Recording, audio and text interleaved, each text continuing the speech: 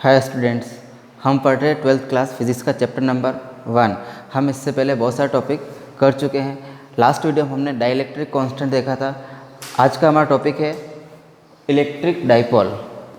Electric dipole क्या होता है, जनरल वे में समझ लेना कि डाइपोल का मतलब टू पोल्स मीन यहाँ पे मीनिंग ये हो जाएगा कि दो इक्वल एंड अपोजिट चार्जेस को जब हम किसी फिक्स डिस्टेंस पर रखते हैं तब वो उससे हम कहते हैं इलेक्ट्रिक डाइपोल।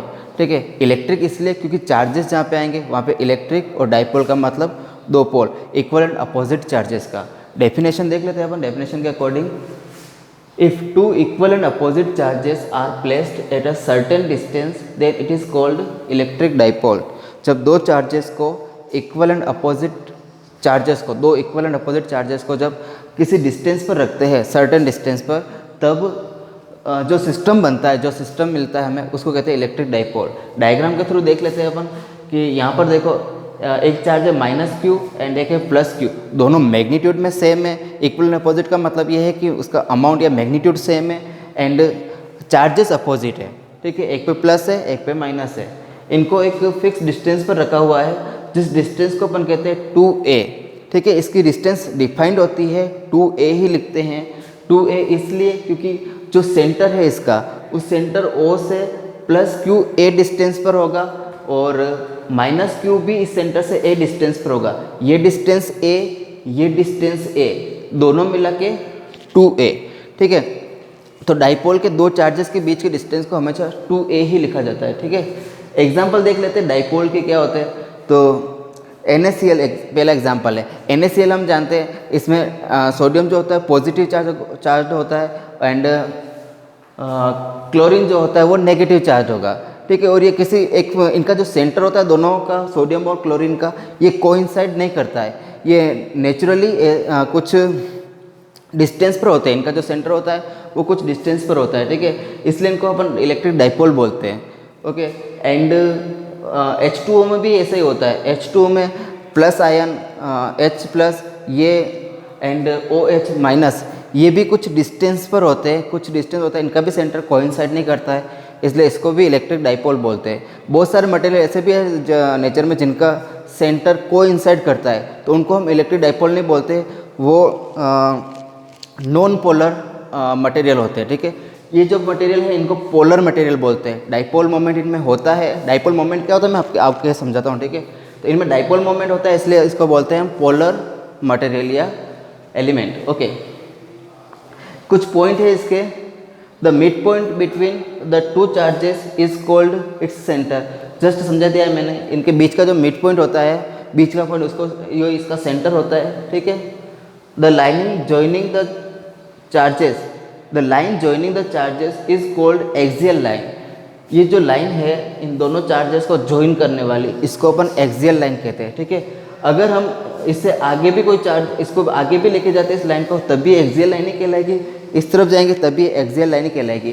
ठीक है, एंड नेक्स्ट पॉइंट है the line perpendicular to axial line and passing through its centre.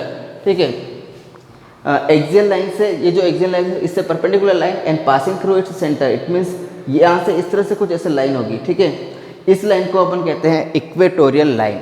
ठीक है, ये दो वर्ड आपको याद रखने हैं क्योंकि इससे जस्ट आगे दो डेरिवेशन है जो इन्हीं पे बेस्ड होगा। हम निकालेंगे electric field at axial line and electric field at equatorial line. ठीक है, नेक्स्ट है electric dipole moment. Electric dipole moment क्या होता है देखना। It is defined as the product of magnitude of either charge and the separation distance between them.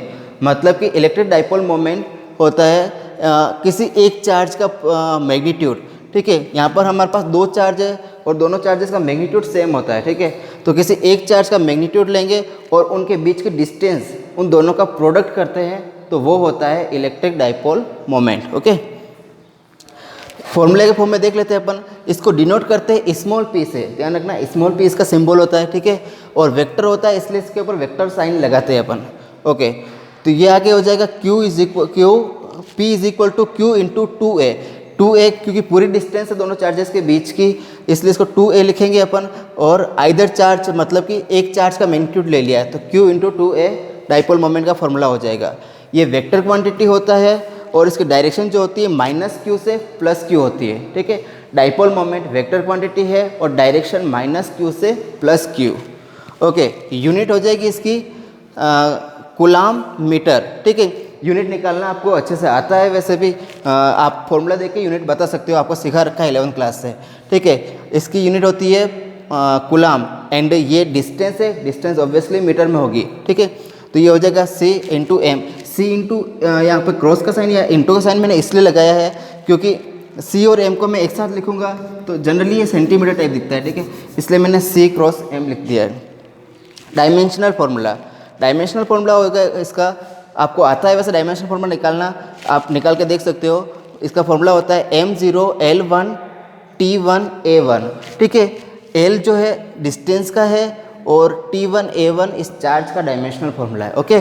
और यहाँ पे मास प्रेजेंट नहीं है इसलिए m0, क्योंकि लिखना ऑर्डर में होता है इसलिए अपन m को भी लिखते हैं, ये नहीं है इसकी पावर 0, ओके।